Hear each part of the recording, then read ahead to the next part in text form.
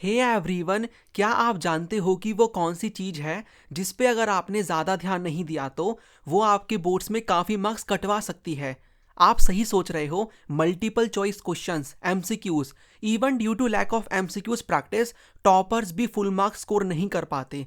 So it's must to practice MCQs. So हाँ जी guys, इस वीडियो में हम 12th ज्योग्राफी के very very important MCQs discuss करेंगे।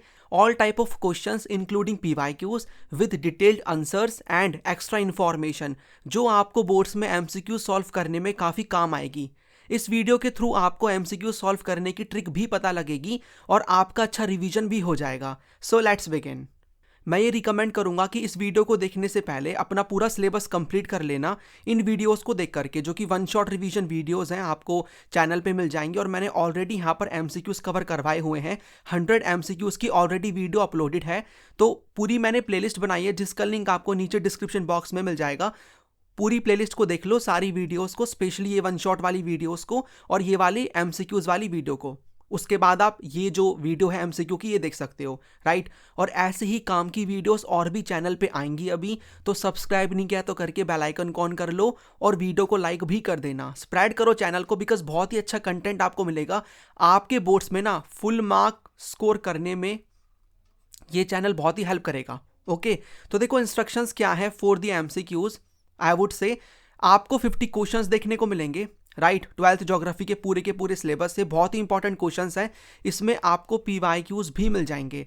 और यहाँ पर कोई भी टाइम, मतलब यहाँ पर टाइमर नहीं आएगा। आप वीडियो को पॉज करना क्वेश्चन आते ही और अटेम्प्ट करना, और आपको नीचे कमेंट में बताना है कि आपका कितना स्कोर हुआ है आउट ऑफ 50। ठीक है, एक नंबर का मतलब एक सही, एक एमसीक्यू 1 मार्क का है। ओके, और देखो ये सैट 1 है, आपको सैट 2 भी देखने को मिलेगा, मतलब दूसरी वीडियो भी आएगी। और पॉसिबल हुआ तो मैं 2-3 सैट और भी अपलोड करूंगा, मतलब टोटल 4 सैट आ सकते हैं एमसीक्यूज के। चलिए फिर स्टार्ट करते हैं। Take a deep breath and start the quiz.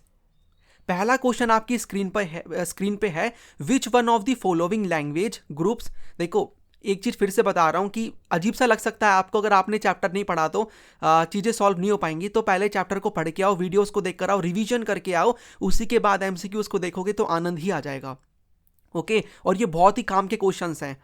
तो जो पहला क्वेश्चन आपको देखने को मिल रहा है वो है which one of the following language groups is the smallest in India. तो आपको कौन सा जो लैंग्वेज ग्रुप है वो स्मॉलेस्ट देखने को मिलेगा। तो वीडियो को पॉज कर लो और अटेम्प्ट करो, फिर जब मैं बताऊंगा तो नोटबुक में लिख लेना कि आपका पहला वाला सही है। ठीक है, तो देखो वो आपको कौन सा देखने को मिलेगा। आंसर इसका है करेक्ट, संस्कृत, बोडो एंड मणिपुरी। ठीक है, ये है बेसिकली छोटा लैंग्वेज ग्रुप इंडिया में, राइट। बाकी ये सारे नहीं है। आई होप आपने इसको सही किया होगा। यहाँ पर आप देख सकते हो कुछ एक्सप्लेनेशन भी यहाँ पर मैंने दी हुई है।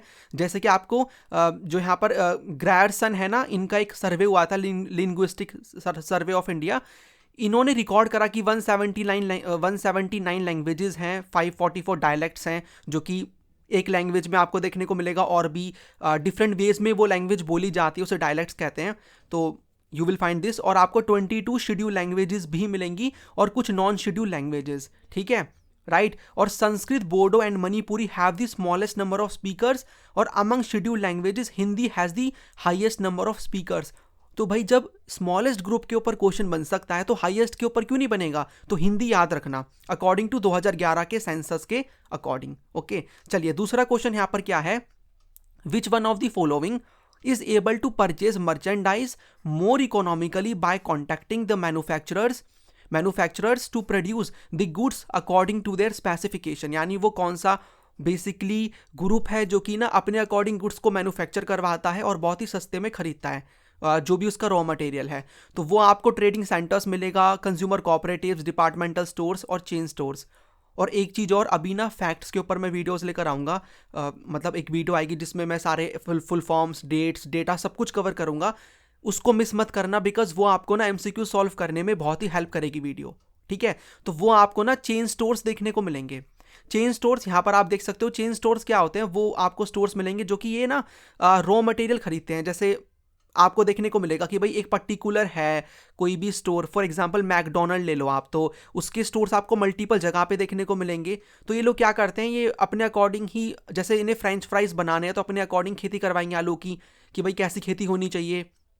ठीक है, बहुत ही सस्ते में आलू खरीदेंगे, फिर उसका क्या करेंगे, वो उसको फिर वो बेचेंगे मार्केट में, राइट। और ये क्या करते हैं, जैसे इन्हें कोई भी नया प्रोडक्ट लाना है तो ये पहले अपने ना एक स्टोर में उसकी टेस्टिंग कराते हैं, उसके बाद अगर वो सक्सेसफुल हो जाता है फिर उसके बाद वो इंप्लीमेंट करते हैं।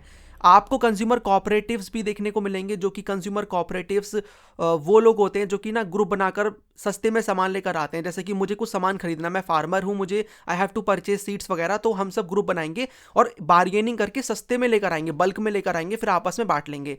डिपार्टमेंटल स्टोर्स आपको जैसे आपको यहाँ पर देखने को मिलेगा लाइफस्टाइल, जहाँ पर अलग अलग डिपार्टमेंट्स होते हैं, ऐसे स्टोर जहाँ पर आप जाकर के हर आइटम खरीद सकते हो, डिफरेंट डिपार्टमेंट्स होते हैं। तो देखो किसी के ऊपर भी क्वेश्चन बन सकता है, इसलिए मैंने यहाँ पर ये अटैच कर दिया। मेक श्योर आप इसको थोड़ा सा वीडियो को पॉज करके रीड कर लेना, ठीक है। तीसरा क्वेश्चन आपको देखने को मिलेगा सिंथेटिक फाइबर और जो प्लास्टिक मैन्युफैक्चरिंग है, ये किसका आपको एग्जाम्पल देखने को मिलेगा। तो वेरी सिंपल क्वेश्चन, ये सिंथेटिक फाइबर और जो प्लास्टिक मैन्युफैक्चरिंग है ये मिनरल बेस्ड इंडस्ट्री है, केमिकल है, फॉरेस्ट है, या फिर एनिमल बेस्ड इंडस्ट्री है। तो it is chemical based industry. Okay, तो केमिकल बेस्ड इंडस्ट्री। तो एक बार इसको वीडियो को पॉज करके पढ़ लो, वन शॉट में बताया है मैंने कि भाई एग्रो बेस्ड इंडस्ट्रीज में कौन कौन सी आती हैं, मिनरल में कौन सी आती है, केमिकल में, फॉरेस्ट में, एनिमल में, और ये आपको इसका आइडिया होना चाहिए। और ये जो मिनरल वाली है ना, तो it is divided into metallic and non metallic, और metallic is further divided into ferrous and non ferrous. इसके भी एग्जांपल्स एक बार आप देख लेना, ठीक है। तो मैं वीडियो लंबी नहीं करना चाहता, एक बार आप पॉज करके पढ़ लो, बिकॉज जब इसके ऊपर क्वेश्चन बन रहा है तो औरों के ऊपर भी बन सकता है। उसके बाद जो आपको 4th नंबर का क्वेश्चन मिलेगा, विच one of the following pairs is correctly match. तो आपको बताना है, टारगेट एरिया प्लानिंग से ये रिलेटेड है, ठीक है। तो इसमें देखो जल्दी से मैच कर लो, इसमें मतलब कौन सा करेक्टली मैच है पेयर, है ना। तो देखो हिल एरिया डेवलपमेंट प्रोग्राम कोई सेमी एरिड रीजन के लिए होगा, बिल्कुल भी नहीं होगा। ड्रॉट एरिया तो यहाँ पर हो ही नहीं सकता, हिली रीजन के लिए हो। Indira Gandhi canal command area, yes, ये गंगानगर जो आपको मिलेगा, और हनुमानगढ़, ये जो जगह है राजस्थान की, यहाँ पर ये हमें मिलता है Indira Gandhi canal command area. और जो इंटीग्रेटेड ट्राइबल डेवलपमेंट प्रोजेक्ट है ना, ये राजस्थान एंड गुजरात के लिए नहीं था, हिमाचल प्रदेश के एक रीजन के लिए था, भारमोर रीजन। तो सारी एक्सप्लेनेशन यहाँ पर मैंने लिखी है, ठीक है। तो एक बार देख लो एंड इसको सही कर लेना, राइट। चलिए, आई होप आप कर रहे हो प्रॉपरली, आपके सही भी हो रहे हैं, कमेंट में आप बताओगे भी। ओके, 5th नंबर का क्वेश्चन है, read the following objectives regarding national policy for skill development and entrepreneurship 2015 carefully and choose the most appropriate option. तो एक पॉलिसी है national policy for skill development, तो इससे रिलेटेड आपको बताना है, choose the most appropriate option. तो देखो इसमें आपको कौन सा सही मिलेगा, एप्रोप्रिएट कौन सा है। तो यहाँ पर ना इसमें बेसिकली ना स्किल की बात होती है, स्किल डेवलपमेंट की बात होती है, तो कहीं भी लिटरेसी की बात होगी ही नहीं। तो आप पहले को एलिमिनेट कर सकते हो, पहले को अगर आप एलिमिनेट करोगे तो automatically with the help of elimination technique आप बी इसका आंसर पता लगा सकते हो, और बी सही भी है, बिकॉज सेकंड में आप देखोगे स्किलिंग एक्टिविटी की बात हो रही है यहाँ पर, स्किलिंग एक्टिविटीज़ की हमें कॉमन एक स्किल एक्टिविटीज़ लेकर आनी है, ठीक है। और हमें क्या करना है, लिंक करना है स्किलिंग एक्टिविटीज़ को डिमांड सेंटर्स के साथ में, ताकि लोगों को जॉब्स भी मिले। भाई जिस चीज़ की डिमांड है, जिस स्किल की, आप वही तो सीखोगे ना। ओके, तो ये चीज़ है। आई होप आप इसको एक बार यहाँ से थोड़ा सा रीड कर लेना। उसके बाद है, what is the other name of rain fade type of farming. तो जो rain fade type of farming है, इसका अदर नेम आपको क्या देखने को मिलेगा, बरानी, ये याद रखना। और ये मैंने वन शॉट में कवर करवाया है कि आपको देखो यहाँ पर देख लो, ये आपको 2 प्रकार की मिलेंगी फार्मिंग्स, अगर मैं वाइट कलर यूज़ करूँ तो type of farming you will find irrigated है, और एक आपको रेन फेड मिलेगी, रेन फेड का ही ऊपर है यहाँ पर ये क्वेश्चन, बरानी। और ये फर्दर डिवाइडेड है प्रोटेक्टिव में और प्रोडक्टिव में। रेन फेड है ड्राईलैंड फार्मिंग में और वेटलैंड फार्मिंग में। ओके, तो ये चीज़ें हैं, वन शॉट में सब कवर करवाया है। आई होप आप देख रहे हो, तैयारी अच्छे से कर रहे हो। उसके बाद है, which one of the following is not the objective of Namami Gange programme. Namami Gange programme की बात हो रही है, तो इसमें आपको बताना है कौन सा ऑब्जेक्टिव नहीं है, इस पर ध्यान दे देना एग्जाम में, वरना ये नंबर कटवा देगा आपके। ओके, नॉट लिखा है, क्या पूछा है, करेक्ट है, इनकरेक्ट है, ये बहुत इंपॉर्टेंट है। तो देखो नमामि गंगे की बात हो रही है, तो developing sewage treatment systems in towns, ये तो है। Monitoring of industrial effluents, afforestation among the banks of the river to divert the flow of the river from the cities. नहीं, डाइवर्जन की बात नहीं होती है, तो आपको देखने को मिलेगा D is the answer, because not की बात हो रही है। ओके, तो you can find the explanation here, इस यहाँ से क्वेश्चन बना है। तो एक बार थोड़े से ऑब्जेक्टिव्स भी पढ़ लेना कि भाई कौन कौन से ऑब्जेक्टिव्स हैं, आपको अच्छी खासी क्लैरिटी मिल जाएगी। क्वेश्चन नंबर 8 की तरफ इफ आई मूव फॉरवर्ड, तो आपको यहाँ पर बताना है नेशनल वाटरवे नंबर 1। देखो ये नेशनल वाटरवे वाला है ना, ये इंपॉर्टेंट है, ये आपको पता होना चाहिए कि कौन सा स्ट्रेच है कि नहीं है, ठीक है। मतलब नेशनल वाटरवे नंबर 1 का, तो नेशनल वाटरवे जो नंबर 1 है ना, उसका स्ट्रेच आपको जो देखने को मिलेगा वो पहला वाला मिलेगा, यानी इलाहाबाद, जिसे प्रयागराज भी कहते हैं, टू हल्दिया। ये याद रखना। ये सादिया डुबरी जो है ये सेकंड है, कोट्टापुरम कॉलम आपको ये थर्ड वाला मिलेगा। यहाँ पर you can find the explanation सभी की, ठीक है। नॉर्थ, ये यहाँ पर नॉर्थ नहीं है, ये नेशनल वाटरवे 1 है, तो इलाहाबाद हल्दिया स्ट्रेच है ये, ठीक है। तो इसके बारे में आपको पता होना चाहिए। मतलब it means in short I would say कि ये वाला जो टेबल है ना, ये एमसीक्यूज के लिए इंपॉर्टेंट हो जाता है। कहाँ तक? थर्ड तक, यानी नेशनल वाटरवेज नंबर 3 तक आप कर लेना। स्पेसिफिकेशन भी क्या सर पढ़नी है? देखो स्पेसिफिकेशन के लिए मैं बोलूँगा हल्का हल्का आप देख सकते हो। फॉर एग्जांपल पहले वाले का आप देखो कि इसके 3 पार्ट्स हैं, ठीक है, डेवलपमेंट पर्पसेस। एक तो आपको हल्दिया फरक्का मिलेगा, फरक्का पटना वाला मिल जाएगा, एक आपको पटना इलाहाबाद वाला मिल जाएगा। तो आप पहले वाले की स्पेसिफिकेशन पढ़ सकते हो, बाकी फर्स्ट, सेकंड और ये थर्ड की ना स्ट्रैच तक आप कर लेना, इतना इनफ है। क्योंकि यहाँ से क्वेश्चन मैं अभी सेट 2 में भी लेकर आऊँगा, तो मेक श्योर कि आप उसको सही करो, ठीक है। देखो कुछ चीज़ें होती हैं आपको पूरी ही पढ़नी है, कुछ का आइडिया लेना है, तो हल्का सा आइडिया ले लो, that will be enough for MCQs. Question number 9 आपको मिलेगा, स्टेटमेंट बेस्ड क्वेश्चन है। आपको बताना है, पहली स्टेटमेंट है, in India after independence some old towns around metropolitan cities developed as satellite towns. Independence के बाद कुछ टाउन्स जो हैं ओल्ड टाउन्स मेट्रोपॉलिटन सिटीज़ के around as a satellite towns develop होते हैं, और दिल्ली एक अच्छा खासा एग्जांपल है एक उस ऐसी मेट्रोपॉलिटन सिटीज़ का। तो देखो दोनों सही भी हैं, और स्टेटमेंट सेकंड एक्सप्लेन भी कर रही है स्टेटमेंट 1 को, है ना। तो दोनों के बीच में रिलेशन है, तो आपका आंसर जो हो जाएगा that will be C. Statement 1 and second are correct, and statement second is the correct explanation of, मतलब एग्जाम्पल ऑफ स्टेटमेंट 1, मतलब सही एग्जाम्पल है दिल्ली, ठीक है। तो यहाँ पर ये इंफॉर्मेशन भी है कि after independence many old towns around metropolitan cities जो डेवलप होती हैं सैटेलाइट टाउन्स के तौर पे, दिल्ली एक परफेक्ट एग्जाम्पल है, ठीक है। जहाँ पर आप देखोगे दिल्ली के अराउंड जो भी कुछ सिटीज़ हैं लाइक गुड़गांव, ठीक है, नोएडा, फरीदाबाद, गाजियाबाद, ये एमर्ज करते हैं एज अ सैटेलाइट टाउन, ठीक है। उसके बाद यहाँ पर 10th नंबर का हो जाएगा question, which one of the following is a reason for the emergence of clustered settlements in Rajasthan. Rajasthan में आपको क्लस्टर्ड सेटलमेंट्स मिलेंगी। हमने पढ़ा है, हमने क्लस्टर्ड पढ़ी है, सेमी क्लस्टर्ड, हैमलेटेड, डिस्पर्स्ड, हमने पढ़ी है ना सारी की सारी। तो क्लस्टर्ड राजस्थान में क्यों है? क्योंकि यहाँ पर आपको देखने को मिलेगा वाटर की स्कैरसिटी आपको मिलती है, तो मैक्सिमम ताकि यूटिलाइजेशन हो सके इसका वाटर का, okay, maximum utilization of water of available water resources, तो आंसर सी हो जाएगा। उसके बाद यहाँ पर आप इसके बारे में देख भी सकते हो, और देखो जो भी सेटलमेंट्स है ना उसके एग्जाम्पल्स आर वेरी इंपॉर्टेंट। तो ये जो एक्स्ट्रा इन्फॉर्मेशन मैंने लिखी है ये मैंने आप लोगों के लिए ही लिखी है, ताकि आप इसको एक बार वीडियो को पॉज करके पढ़ सकते हो, आपको अच्छी क्लैरिटी मिल जाए। बिकॉज अगर यहाँ से क्वेश्चन बन रहा है तो औरों से भी बन सकता है। तो एग्जाम्पल्स मैंने different type of rural settlements के लिख दिए हैं, ठीक है। तो एक बार आप वीडियो को पॉज करके सारे के एक बार पढ़ लेना कि कौन सी सेटलमेंट आपको कहाँ पर मिलती है देखने को, बिकॉज डायरेक्टली आपसे पूछ लिए जाएंगे एग्जाम में, ठीक है। तो एक बार आप इसको कर लेना। उसके बाद क्वेश्चन नंबर 11 क्या कहता है, which one of the following is the biggest government undertaking in the country. तो बिगेस्ट गवर्नमेंट अंडरटेकिंग की बात हो रही है, तो ये क्या है, ये आपको मिलेगी Indian railways, biggest government undertakings, ठीक है। उसके बाद क्वेश्चन नंबर 12 यहाँ पर है, correct, choose the correct option regarding mining towns of India. तो माइनिंग टाउन्स की बात हो रही है, तो mining towns of India if I talk about, तो देख लो आप कौन से इनमें से माइनिंग टाउन्स है, बिकॉज टाउन्स के ऊपर पढ़ा है हमने। तो आपको यहाँ पर अनकालेश्वर, सिंगरौली और दिग्बोई मिलेगा, ये है माइनिंग टाउन्स।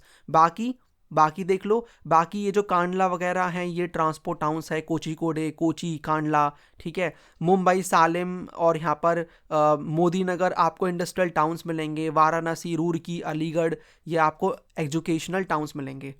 तो ये टाउन्स वाला एक बार पढ़ लेना, बिकॉज यहाँ पर मैंने ऐसे फ्लो चार्ट बनाया है और उसके साथ मैंने कुछ इन्फॉर्मेशन भी लिखी है कि भाई किसके साथ आपको क्या पढ़ना है, ठीक है। मतलब एग्जाम्पल्स मैंने लिखे हैं बिकॉज यहाँ से एमसीक्यूज बन सकते हैं, राइट। उसके बाद 13th नंबर का क्वेश्चन है, most of the industrial waste are disposed of in running water और लेक्स। ठीक है, which among the group following group of industries are the major source of water pollution. तो major source of water pollution आपको बतानी है। तो देखो major source हमने पढ़ा हुआ है, ये आपको लेदर, पल्प और जो पेपर इंडस्ट्री मिलती है ना, ये सबसे ज़्यादा गंदा करती है पानी को। तो आंसर आपका ए हो जाएगा। ठीक है, तो ये हो जाएगा। उसके बाद 14th नंबर का क्या है, विच of the following organisations set the rules for global trading among it's member Nations. तो कौन सा ऑर्गेनाइजेशन है, ये तो बहुत ही सिंपल है, बच्चा भी बता सकता है। ट्रेड की बात हो रही है तो ट्रेड से रिलेटेड ही आपको मिलेगा, वर्ल्ड ट्रेड ऑर्गेनाइजेशन। अच्छा, वर्ल्ड ट्रेड ऑर्गेनाइजेशन कब बनता है, इसके बारे में कुछ इंफॉर्मेशन है आपको, कॉमेंट्स में ज़रूर लिखना। ठीक है, उसके बाद 15th नंबर का क्वेश्चन है, आपको माइग्रेशन से रिलेटेड क्या बताने हैं, पुल फैक्टर्स बताने हैं। देखो माइग्रेशन में हमने एक तो पुल फैक्टर्स पढ़े हैं और पुश फैक्टर्स पढ़े हैं, बोथ आर वेरी इंपॉर्टेंट। ठीक है, तो पुल जो आपको खींचेंगे, जो आपको अट्रैक्ट करेंगे, तो पीस एंड स्टेबिलिटी करेगी यानी 1 होगा, और प्रोटेक्शन ऑफ प्रॉपर्टी करेगी। ठीक है, तो आपका 1 और 3 हो जाएगा। तो 1 एंड 3 कहाँ पर है भैया, आपके बी में गिवन है, तो 1 एंड 3 आर करेक्ट। ठीक है, उसके बाद क्या है, which one of the following is an approach two of human development. तो ह्यूमन डेवलपमेंट की हमने कुछ अप्रोचेस के बारे में पढ़ा है, कैपेबिलिटी अप्रोच हो गया, ठीक है, बेसिक नीड्स अप्रोच है, आपका इनकम अप्रोच है। तो आपको इसमें से देखने को मिलेगा कैपेबिलिटी अप्रोच। बाकी equity, productivity, empowerments are the pillars of human development. Okay, question number 17 क्या कहता है, मैच करिए कि आपको ये एरिया है मिलेगा और कौन से एनिमल को डोमेस्टिकेट किया जाता है। तो करो मार्क। तो देखो ये बहुत ही सिंपल है, इसको मार्क करते हैं। चलो, ट्रॉपिकल जो अफ्रीका है ना, ट्रॉपिकल अफ्रीका, यहाँ पर आपको ट्रॉपिकल रीजन है, कैटल मिलेगी ऑब्वियसली, तो कैटल यानी कि आपका 2 हो जाएगा। उसके बाद एशियाटिक जो डेजर्ट्स हैं वहाँ पर आपको कैमल मिलेगा, तो आपका हो जाएगा 1। माउंटेनियस जो एरिया है तिब्बत का, यहाँ पर आपको लामाज मिलते हैं। ठीक है, तो यहाँ पर आपका 4 हो जाएगा। और जो सब आर्टिक रीजन है वहाँ पर आपको रीइंडियर मिलेंगे। ठीक है, आपका हो जाएगा 3। तो ये कहाँ पर है, 2 1 4 3। ठीक है, 2 1 4 3, फर्स्ट में ये 1 है ना, यस फर्स्ट में ये 1 है ना, 2 1 4 3 या। ठीक है, तो ए आंसर हो जाएगा, ऐसे मार्क करना है। तो ए आंसर हो गया। बाकी आप एक बार यहाँ से इंफॉर्मेशन इसके बारे में एक्स्ट्रा और ले सकते हो। क्वेश्चन नंबर 18 क्या कहता है, ये कहता है एजर्शन गिवन है, इससे डरना नहीं है इन क्वेश्चन से, इनकी ट्रिक्स मैं ऑलरेडी बता चुका हूँ। फर्स्ट ट्राई टू आइडेंटिफाई कि दोनों स्टेटमेंट सही है या नहीं है, उसके बाद दोनों के बीच में क्या रिलेशन है वो फाइंड आउट करना है। लगता है रिलेशन है, एक्सप्लेनेशन कर रहा है आर ए की, तो फिर आप लगा सकते हो। ओके, तो यहाँ पर क्या है, footloose industries can be located in a variety of places, in a wide variety of places। Reason यहां पर गिवन है, the most important factor in the location of footloose industries is the accessibility by transport network। ठीक है, तो आपको देखो इसका जो आंसर मिलेगा ना, पहली बात तो दोनों स्टेटमेंट सही हैं। ठीक है, दोनों स्टेटमेंट सही हैं। Most important factor in the location of footloose industry is the accessibility by transport network, ये भी सही है, मतलब दोनों स्टेटमेंट सही है। बट आप ये देखोगे ना, ये जो वाइड वैरायटी ऑफ प्लेसेस में आपको फुटलूज इंडस्ट्री मिलती है, इसके पीछे का रीज़न खाली यही नहीं है कि इसके पीछे का मतलब जो इंपॉर्टेंट फैक्टर है वो ये नहीं है कि आपको अच्छा ट्रांसपोर्ट चाहिए, इसके पीछे के और भी फैक्टर्स हैं। तो आप इसमें यहाँ पर क्या बोलोगे, दोनों सही तो है बट आर ए को एक्सप्लेन नहीं कर रहा, because wide variety of places में आपको फुटलूज इंडस्ट्रीज मिलेंगी, उसके पीछे का रीज़न बहुत सारे रीजंस हैं कि इनको एक पर्टिकुलर रॉ मटेरियल की रिक्वायरमेंट नहीं होती है। ठीक है, और भी यहाँ पर आपको रीजंस देखने को मिलेंगे। तो आंसर इसका क्या हो जाएगा, both A and R are true, but R correct explanation इसकी नहीं है, और यहाँ पर इसके बारे में गिवन भी है। ठीक है, ओके, तो you will find this particular thing यहाँ पर। चलिए, उसके बाद है 19th नंबर का question, production of information is related to which of the following sectors. तो प्रोडक्शन ऑफ इंफॉर्मेशन, ठीक है, प्रोडक्शन और एक्सचेंज जो इंफॉर्मेशन का है वो आपको टर्शरी सेक्टर में देखने को मिलता है। ठीक है, तो टर्शरी एक्टिविटीज तो यहाँ पर क्या है, यहाँ पर मेंशन भी है कि tertiary activities include both production and exchange, तो you should know about this.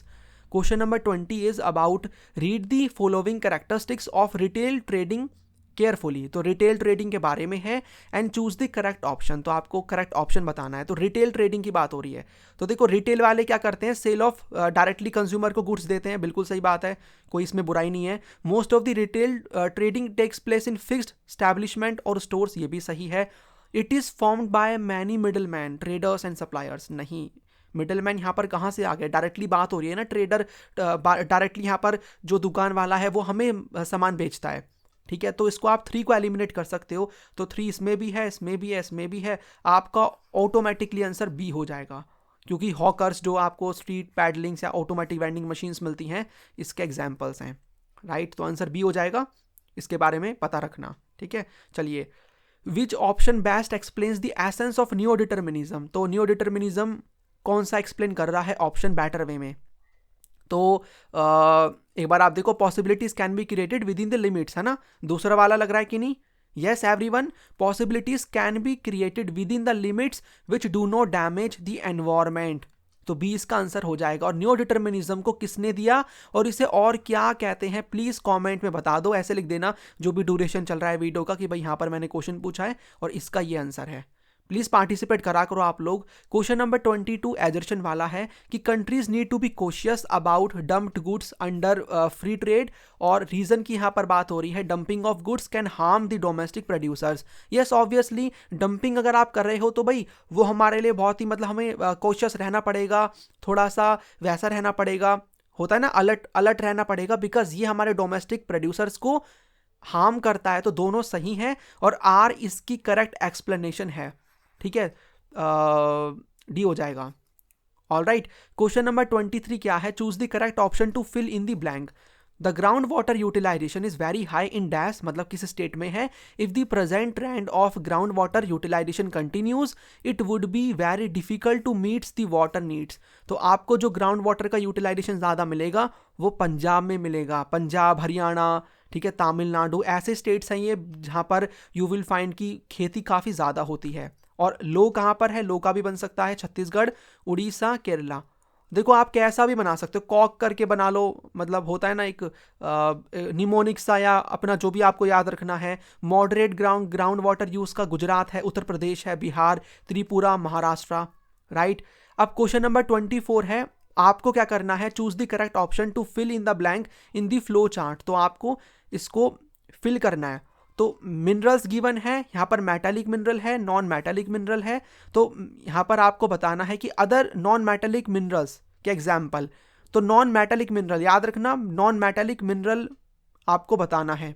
तो नॉन मेटालिक मिनरल इनमें से कौन सा है, ग्रेफाइट है, ग्रेफाइट सी आंसर हो जाएगा। यहाँ पर देखो आप, तो देखो ये वाला चार्ट है ना, ये जो बना हुआ है टेबल सा, जो भी आप इसको बोलोगे फ्लो चार्ट मिनरल से रिलेटेड, इसको पढ़ लेना, मेटालिक, नॉन मेटालिक, मेटालिक में फेरस में कौन कौन से आएंगे, ठीक है। क्योंकि मैं देखो ये वीडियो आपके ना 50 क्वेश्चंस ही नहीं करवा रही, ओके, ये वीडियो आपकी 50 क्वेश्चंस ही नहीं करवा रही, बल्कि इससे आपको और भी चीज़ें जानने को मिल रही हैं। मैं आपको और भी चीज़ें बता रहा हूँ जो आपको एग्जाम में बहुत ही हेल्प करेंगी। क्वेश्चन नंबर 25 क्या कहता है, read the programmes related to the proposed Bharatmala umbrella scheme carefully and choose the correct option. तो भारतमाला जो अम्ब्रेला स्कीम है उससे रिलेटेड आपको स्टेटमेंट्स को वो करना है, मतलब प्रोग्राम्स को पढ़ना है कि भाई कौन कौन से प्रोग्राम्स हैं, ठीक है, इससे रिलेटेड। तो इसमें देखो किसकी बात होती है, इसमें बात होती है backward areas religious and tourist place connectivity programme interconnected the 4 metropolitan cities of the country. 4 जो मेट्रोपॉलिटन सिटीज हैं हमारी कंट्री की, उसको कनेक्ट करने की बात नहीं होती है। तो इसमें आपका इनकरेक्ट हो जाएगा सेकंड, तो सेकंड को आप कर सकते हो एलिमिनेट, तो आपका आंसर ऑटोमेटिकली सी हो जाएगा 1, 3, 4, यानी फर्स्ट भी सही है, 3 भी सही है, 4 भी सही है। यहाँ पर नॉन मेजर पोर्ट्स की बात होती है, और to develop state roads in adjoining coastal areas, यहाँ पर आप देख सकते हो। और ये सेतु भारतम परियोजना भी है जो कि it is related to the construction of about 1500 major bridges and 200 rail over bridges, rail under bridges, ठीक है। तो इसकी बात होती है, राइट। तो नेक्स्ट क्वेश्चन है, which one of the following places is the eastern most station of the north east corridor. तो आपको ये जो देखने को मिलेगा ईस्टर्न मोस्ट आपको बताना है स्टेशन, तो इट इज़ बेसिकली यहाँ पर आपको मिलेगा सिलचर, जो कि आसाम में लोकेटेड है। तो B will be the correct answer of this. Question number 27, which one of the following disease is caused by water pollution. तो वाटर पोल्यूशन से कौन सी डिजीज होती है, तो बताइए। हेपेटाइटिस आपको मिलेगी देखने को, तो यहाँ पर आप देख सकते हो हेपेटाइटिस वाटर पोल्यूशन से, asthma air pollution, pneumonia air pollution, deafness noise pollution से, ओके। उसके बाद question number 28, consider the following statements and choose the correct answer with the help of the given options. तो statement 1 है, in the recent years ropeways, cableways and pipelines were developed as a means of transport. Statement second है, they were developed to cater to the demands of transporting specific goods under special circumstances. तो इसमें आपको दोनों statement सही मिलेंगे because recent year में आपको इनका रोल देखने को मिलेगा और ये डेवलप हुई हैं ताकि ना कुछ ऐसी स्पेशल सर्कमस्टांसेस में आप जैसे पहाड़ी इलाका है, आप सामान नहीं पहुंचा सकते तो वहाँ पर आप इनके थ्रू सामान पहुंचा पाओ, ठीक है। या फिर आपको लिक्विड को पहुंचाना है तो आप उसके लिए कौन सा यूज़ करोगे, आप उसके लिए पाइपलाइंस का यूज़ करोगे। तो दोनों की दोनों स्टेटमेंट जो है वो करेक्ट हैं, तो सी हो जाएगा, both statement are correct. Next question है, रीड दी फॉलोइंग फैक्टर्स। अब यहाँ पर आपको पुश फैक्टर्स बताने हैं, तो पुश फैक्टर जो आपको पुश करेंगे, तो peace and stability, protection of property तो नहीं होगा, एपिडेमिक्स हो सकता है जो आपको पुश करेंगे, और अनप्लीजेंट क्लाइमेट कि भाई यहाँ पर बेकार क्लाइमेट है, एपिडेमिक से आप पुश हो जाओ, मतलब आप जाइए दूसरी जगह पे रहिए। तो 3 एंड 4 इसका आंसर हो जाएगा, 3 एंड 4 यानी कि आपका ऑप्शन सी 3 एंड 4। उसके बाद इंटरनेशनल लेबर ऑर्गेनाइजेशन ने कौन से अप्रोच को प्रपोज किया है, तो that is the basic needs approach, ठीक है। तो आपको जो मिलेगा वो कौन सा है, वो है यहाँ पर आपका बेसिक नीड्स अप्रोच। और ये बेसिक नीड्स अप्रोच ILO के अकॉर्डिंग 6 बेसिक नीड्स हैं। आप मुझे कमेंट में बताओ वो कौन सी 6 बेसिक नीड्स हैं। Question number 31, if you are asked to formulate the national water policy, what will be the utmost important priority for you. तो आपको अगर बोला जाए कि आपको नेशनल वाटर पॉलिसी को फॉर्मुलेट करना है तो आपके लिए सबसे इंपॉर्टेंट प्रायोरिटी क्या होगी। तो आपके लिए प्रायोरिटी ये होगी कि भैया हमें पहले ड्रिंकिंग वाटर प्रोवाइड कराना है लोगों को, तो सी आंसर हो जाएगा। ना कि हम हाइड्रो इलेक्ट्रिसिटी की बात करेंगे, इंडस्ट्रीज़ को पानी देने की बात करेंगे, ठीक है, इन सब की बात हम नहीं करेंगे नेविगेशन की। तो C will be the correct answer of this. तो एक बार इसको हल्का सा पढ़ लेना, ओके। इसको देख करके ऐसा फील मत करना कितना सारा पढ़ना, एक बार देख लेना, हल्का हल्का आइडिया आप ले सकते हो। क्वेश्चन नंबर 32 क्या है, which one of the following types of agriculture is concern with the production of a single crop. तो हमने पढ़ा था प्लांटेशन क्रॉप में कि सिंगल क्रॉप स्पेशलाइजेशन, तो it will be the plantation crop. और प्लांटेशन एग्रीकल्चर के आप मुझे कुछ क्रॉप्स के एग्जाम्पल भी दोगे कॉमेंट सेक्शन में, ठीक है। क्वेश्चन नंबर 32 यहाँ पर, अच्छा ये तो यही है, ये हमने पढ़ ही लिया है ना 32 नंबर का प्लांटेशन। तो देखो यहाँ पर ना इसके बारे में, प्लांटेशन क्रॉप्स के बारे में ना, प्लांटेशन एग्रीकल्चर या क्रॉप कह लो, इसके बारे में गिवन भी है, कुछ फीचर्स हैं ये। You can write in the 5 marks के क्वेश्चंस में या 3 मार्क में जो भी आता है, या फिर MCQs में भी हेल्प कर सकती हैं कि आपको लार्ज स्टेट चाहिए, हाई कैपिटल इन्वेस्टमेंट, ये सब एक बार देख लेना। क्वेश्चन नंबर 33 में आपको मैच करना है and choose the correct option. तो एक जगह पर आपको इंडस्ट्री गिवन है और दूसरी जगह पे उसका एग्जाम्पल गिवन है। तो देखो एग्रो बेस्ड इंडस्ट्री बेसिकली इसका 4 हो जाएगा। उसके बाद फॉरेस्ट बेस्ड इंडस्ट्री लैक हो जाएगा, है ना, 3 हो जाएगा। उसके बाद जो केमिकल बेस्ड इंडस्ट्री आपको मिलेगी, केमिकल सॉल्ट, है ना, सॉल्ट आपका हो जाएगा 2nd नंबर का। उसके बाद प्रोडक्ट बेस्ड इंडस्ट्री क्या होगा, प्रोडक्ट बेस्ड इंडस्ट्री में आपका क्या होगा, प्रोडक्ट बेस्ड सोप हो जाएगा, ठीक है। तो 1, तो आंसर विल बी 4 3 2 1, 4 3 2 1। तो C will be the answer 4 3 2 1। एक बार क्रॉस चेक कर लेते हैं, हमने पहले का लगा दिया भैया 4, हमने दूसरे का लगा दिया 3, फिर हमने सेकंड लगा दिया केमिकल का, सेकंड यानी सॉल्ट का लगा दिया, और प्रोडक्ट बेस्ड लगा दिया हमने सोप का, तो 1 हो जाएगा, यस। तो C will be the correct answer. उसके बाद 34th नंबर का जो क्वेश्चन है, 2 स्टेटमेंट्स आपको गिवन है, एजर्शन रीजन वाला क्वेश्चन ही है। मैन पावर एक इंपॉर्टेंट कंपोनेंट है सर्विस सेक्टर का। Most of the tertiary activities are performed by skilled labour and professionally trained experts. तो देखो दोनों सही हैं और एक्सप्लेन भी कर रहा है कि भाई मैन पावर एक इंपॉर्टेंट कंपोनेंट है सर्विस सेक्टर का, ठीक है, क्योंकि यहाँ पर क्या है, most of the tertiary activities को वो लोग करते हैं जो स्किल्ड होते हैं, skilled labour and professionally trained experts करते हैं। तो answer will be D, both A and R are true and R is the correct explanation of A. 35th number का जो क्वेश्चन है, नेक्स्ट क्वेश्चन, इसमें भी आपको स्टेटमेंट, पहली स्टेटमेंट गिवन है कि भैया most of the quaternary activities can be outsource और these services are not necessarily based on resource and market. अब देखो बहुत ही सिंपल क्वेश्चन है, अगर आप दिमाग लगाओ ना इसमें, आप कैसे दिमाग लगाओगे, ये देखो आप दोनों सही है पहली बात तो, और टर्शरी मतलब यहाँ पर जो क्वार्टरनरी एक्टिविटीज़ है उनको हम आउटसोर्स कर सकते हैं, बिकॉज क्योंकि ना ये किसी मार्केट पे और रिसोर्स पे बेस्ड नहीं होती है, स्किल पे बेस्ड होती है। मतलब जिनको ये स्किल आती है, टेक्नोलॉजी आती है, वो इस काम को कर सकता है। तो एक्सप्लेन ही तो कर रहा है। तो दोनों की दोनों स्टेटमेंट सही है। और यहाँ पर statement second is the correct explanation of statement one, quaternary activities. तो हमने इस प्राइमरी पढ़ी थी, सेकेंडरी, हमने यहाँ पर टर्शरी, क्वार्टरनरी, क्वाइनरी, हमने इन सब के बारे में पढ़ा हुआ है। Question number 36, which of the following sea routes connect Vancouver and Yokohama. तो वैंकूवर आपको मिलेगा कनाडा में और आपको योकोहामा मिलेगा जापान के अंदर। अब बताओ, एक बार आप थोड़ा मैप लेकर आओ माइंड में, सब मैंने कवर करवाया था। आपको यहाँ पर मिलेगा north Pacific sea route, north Pacific, ठीक है। ये देखो, ये वाला ओशन आपका पैसिफिक है ना, तो this is the Yokohama, this is the Yokohama of Japan, और ये वैंकूवर कनाडा का ये कनेक्ट कर रहा है। तो कौन सा रूट है? This is north Pacific. एक बार प्लीज आइडिया रखना, सभी का क्वेश्चन बन सकता है। उसके बाद आपको फिर से मैच करना है रेलवे जोन्स के बारे में। हो सकता है ये वाला क्वेश्चन आप में से कुछ बच्चे ना कर पाए, घबराना नहीं है। एक टेबल आपकी बुक में गिवन है, वहां से क्वेश्चन बना है, ठीक है। अगर आपसे हो पाता है तो अच्छी बात है, वरना आप इसको अभी कर लो, थोड़ा सा माइंड में रख लो, बिकॉज एग्जाम में गलत ना हो। तो देखो, नॉर्थ ईस्टर्न जो है रेलवे जोन, और इसका जो आपको हेडक्वार्टर मिलेगा गोरखपुर में मिलेगा। उसके बाद आपको जो वेस्ट सेंट्रल का मिलेगा वो जबलपुर में मिलेगा, ठीक है। और उसके बाद आपको जो मिलेगा ईस्ट सेंट्रल का हाजीपुर में, यस, हाजीपुर में मिलेगा। और उसके बाद आपको साउथ जो सेंट्रल है उसका जो मिलेगा, साउथ सेंट्रल का, वो आपको सिकंदराबाद में मिलेगा, ठीक है। साउथ सेंट्रल का सिकंदराबाद में। तो answer will be C 4123 yes. तो आपको सी में मिल रहा है। ये एक बार आप देख लो, ये था वो जो रेलवे जोन्स के बारे में, हेडक्वार्टर्स के बारे में गिवन है। सर क्या पूरा पढ़ना है? देखो, पूरा पढ़ने के लिए ज़्यादा कुछ है भी नहीं, बिकॉज अगर आप देखोगे ना, वो हमने गोल्डन क्वाड्रिलैटरल पढ़ा था, उसी से रिलेटेड है कुछ कुछ। फॉर एग्जांपल, अगर आप इसमें नॉर्थ देखते हो तो नॉर्थ में न्यू दिल्ली है, साउथ में चेन्नई है, फिर उसके बाद वेस्ट में आपको मुंबई मिलेगा, ईस्ट में आपको ईस्ट का भी होगा, कोलकाता मिल जाएगा। तो कुछ कुछ एक बार जो बाकी बच गए हैं, हल्का सा आइडिया रखना, मैप माइंड में लेकर आओ इंडिया का, और मैप के अकॉर्डिंग आप एक बार अगर देखोगे ना तो इट विल बी देयर, मतलब आप कर पाओगे इसको, ठीक है। ज़्यादा परेशान नहीं होना है, एक बार देख लो, हो जाएगा।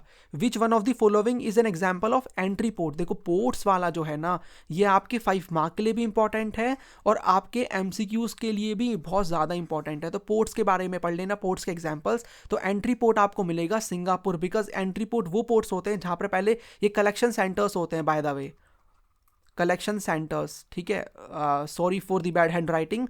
तो कलेक्शन सेंटर्स होते हैं और फिर यहाँ पर सामान आता है, फिर इनको अलग जगह पे ले जाया जाता है।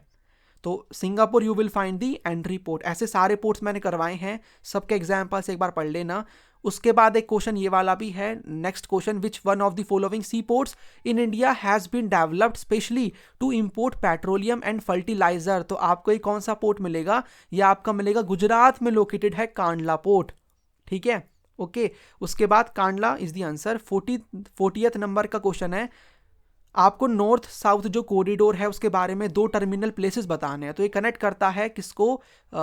श्रीनगर को, ठीक है, NAGAR नगर को कन्याकुमारी से, ठीक है। तो इसका आंसर आपका हो जाएगा Srinagar to Kanyakumari. A will be the correct answer. Next question है ये वाला, which one of the following is an example of solid waste. तो सॉलिड वेस्ट आपको इनमें से कौन सा लग रहा है? तो देखो, किचन और किचन डिस्कार्डेड आइटम्स नहीं होगा, polythene bags will be there, yes, B होगा। और ये भी देख लो, प्लांट लीव्स तो ये बेसिकली डिकम्पोज हो जाते हैं, आप इनको इससे खाद भी बना सकते हो। ओल्ड न्यूज़पेपर्स को भी आप रिसाइकल कर सकते हो। तो polythene bags will be the correct answer. Solid waste harmful, जो कि हमारे लिए हार्मफुल है, बी, ठीक है। एक बार आप यहाँ से भी देख लेना, तो इसका आंसर मैंने आपको बी बता दिया। नेक्स्ट क्वेश्चन क्या है? Read the following sources of land pollution carefully and choose the correct option. तो आपको लैंड पोल्यूशन से रिलेटेड बताना है कि भाई कौन सा करेक्ट है। तो लैंड पोल्यूशन आप देखोगे किससे होता है? Improper human activities, yes. Untreated industrial waste, बिल्कुल सही है। Use of pesticides and fertiliser, ये भी सही है, बिकॉज जब आप ये यूज करते हो तो फिर लैंड पल्यूट होती है। लेकिन जो प्रिमिटिव सब्सिस्टेंस एग्रीकल्चर है ना, इसकी प्रैक्टिस लैंड को यहाँ पर डायरेक्टली वे में लैंड को पल्यूट नहीं करती है। तो आपका थर्ड वाला एलिमिनेट हो जाएगा, बिकॉज हमें करेक्ट बताना है। तो eliminate, C will be the correct answer. और देखो, एग्जाम में अगर आपको लगता है कि 2 ऑप्शन में रहता है ना, तो बेस्ट वाला ट्राई टू फाइंड आउट कि 2 ऑप्शन में डाउट है आपको, तो बेस्ट वाले पे मार्क करना। नेक्स्ट क्वेश्चन है 43 नंबर का, there are two statements marked as assertion and reason, mark your answer as per the codes given below या प्रोवाइडेड बिलो।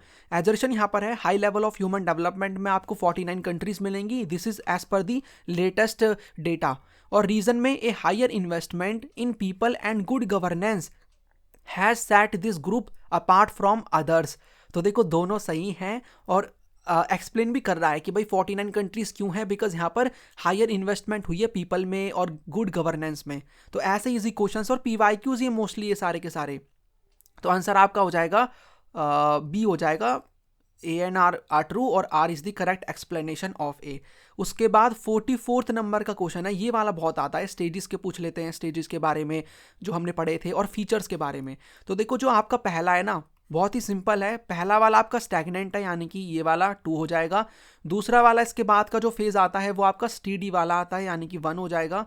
उसके बाद आता है ये वाला एक्सप्लोजन का आता है 1951 से 1981 का, तो 4। उसके बाद आपका 3 हो जाएगा, बिकॉज अगर आप 1981 से टिल प्रेजेंट देखते हो तो पॉपुलेशन बढ़ रही है बट जो ग्रोथ रेट है वो नेगेटिव है, मतलब उस स्पीड से पॉपुलेशन नहीं बढ़ रही है। तो 2143 तो बी आंसर हो जाएगा 2143। ओके उसके बाद यहाँ पर देखो सारे फेजेस को मैंने कवर करवाया है, इसीलिए बोल रहा हूँ बार बार मेक श्योर कि वन शॉट को देख लो। पिछले साल भी काफ़ी बच्चों को बेनिफिट मिला था, आपको भी मिलेगा, बहुत ही अच्छे मार्क आपके आ जाएंगे। अब देखो फिर से पोर्ट के ऊपर क्वेश्चन आ गया, मराकायबो, एस्कीरा एंड ट्राइपोली पोर्ट्स, ये आपको कौन से पोर्ट्स मिलते हैं? ये आपको मिलते हैं ऑयल पोर्ट्स, ऑयल पोर्ट्स मिलते हैं। तो आंसर आपका हो जाएगा सी। 46 नंबर का क्वेश्चन है, आपको स्टेटमेंट गिवन है and choose the correct answer with the help of the given options. Okay first है the resource intensive approach of the modern expensive agriculture has become unmanageable for marginal and small farmers due to very meagre or no savings to invest in agriculture. हाँ मतलब expensive हो गए हैं आजकल के जो भी इक्विपमेंट्स हैं एग्रीकल्चर में यूज़ होने वाले, तो बहुत ही दिक्कत, मतलब बहुत ही प्रॉब्लम है कि भाई स्मॉल फार्मर नहीं खरीद सकता। ठीक है, most of such farmers have resorted to availing credit from various institutions and money lenders. अब उन्हें मनी लैंडर्स के पास जाना पड़ता है, but crop failures and low returns from agriculture have forced them to fall into the trap of indebtedness, यानी फिर वो कर्जे की साइकिल में फंस जाते हैं, बिकॉज उन्हें लोन लेना पड़ता है, वो फिर उसको उसके इंटरेस्ट को पे नहीं कर पाते, फिर वो उसी ट्रैप में फंस जाते हैं। यस दोनों सही हैं, तो बोथ स्टेटमेंट आर ट्रू। ये वाला ना उससे है कि what are the I think ऐसे करके प्रॉब्लम्स ऑफ इंडियन एग्रीकल्चर है ना, जिसमें हमने डिफरेंट पॉइंट्स को पढ़ा है, तो वहाँ से क्वेश्चन बनाया है। क्वेश्चन नंबर 47 आपको बताना है कौन सा करेक्टली मैच नहीं है regarding the pillar of human development. बहुत ही ईजी क्वेश्चन है। इक्विटी का मतलब इक्वल रिसोर्सेज देना, इसका मतलब ये तो सही है, हमें तो इनकरेक्ट बताना है, नॉट करेक्ट बताना है। सस्टेनेबिलिटी का मतलब कंटिन्यू रखना अवेलेबिलिटी ऑफ अपॉर्चुनिटीज। प्रोडक्टिविटी का मतलब resource must be used keeping in mind the future. नहीं पकड़ लिया ना, देखो जिसने अच्छे से पढ़ा है वो तुरंत पकड़ लेगा गलत। ये तो बल्कि सस्टेनेबल डेवलपमेंट की बात हो रही है, आप इसको ऊपर वाले पॉइंट के साथ ही मर्ज करके पढ़ सकते हो। प्रोडक्टिविटी का मतलब होता है लोगों को प्रोडक्टिव बनाना, उनकी हेल्थ में एजुकेशन में इन्वेस्टमेंट करके। और एम्पावरमेंट यानी सी आंसर हो जाएगा इनकरेक्ट, और एम्पावरमेंट का मतलब पावर टू मेक चॉइसेस। उसके बाद 48 नंबर का क्वेश्चन है, which in which of the following group of countries of the world HYV जो सीड्स हैं वीट के और राइस के ये डेवलप होते हैं। तो वीट के आपको मैक्सिको में मिलेंगे और राइस के आपको फिलीपींस में मिलेंगे, तो B will be the correct answer. और इसी वजह से आता है green revolution. 49th last second है, ठीक है। Which one of the following is not a function of the WTO। तो बताओ कौन सा इनमें से WTO का फंक्शन नहीं है। तो WTO is the only international organisation dealing with the global rules of trade between nations. Okay WTO यहाँ पर रिजॉल्व करता है disputes between its member nations. WTO covers trade in services such as telecommunication and banking. WTO provides funding to the global economies.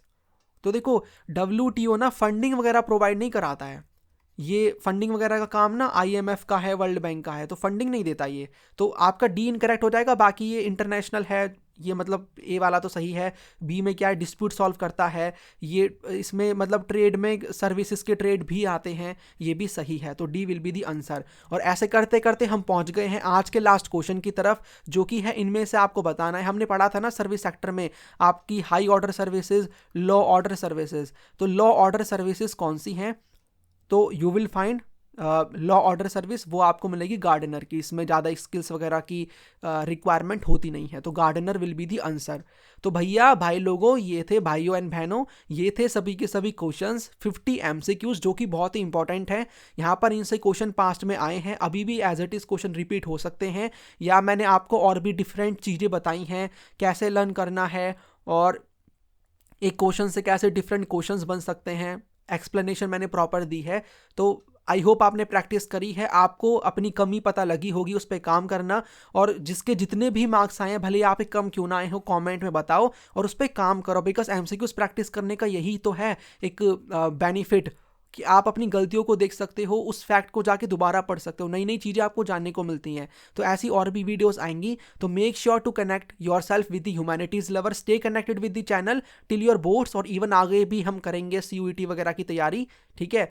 तो I hope आपको clarity मिल गई है। बाकी देखो, जिसको एक ही जगह पर सारी इंपॉर्टेंट PDF चाहिए, तो आप यहाँ पर ये वाला जो कोर्स है ये बाय कर सकते हो, 199 में आपको मिल जाएगा। बाकी और भी सब्जेक्ट का अवेलेबल है 199 के अंदर। इसमें आपको सारे नोट्स, इंपॉर्टेंट क्वेश्चंस, सारी चीज़ें एक ही जगह पे मिल जाएंगी। कैसे बाय करोगे? डिस्क्रिप्शन बॉक्स में वेबसाइट का लिंक मिलेगा, या फिर ऐप का मिलेगा, या फिर कोर्स का ही मैं दे दूंगा। जा करके बाय करके आप पेमेंट करने के बाद वो अनलॉक हो जाएगा। आप ऐप के थ्रू भी एक्सेस कर सकते हो, पढ़ सकते हो PDFs को, या फिर आप वेबसाइट के थ्रू भी कर सकते हो। और अपना अच्छे से कर लो, फिर इन PDFs को पढ़ लो, आपको बहुत ही बेनिफिट मिलेगा। सारे कंसेप्ट, सारे टॉपिक्स आपके कंप्लीट हो जाएंगे।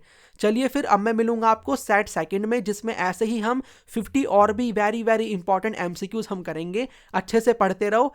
Thanks for watching this video.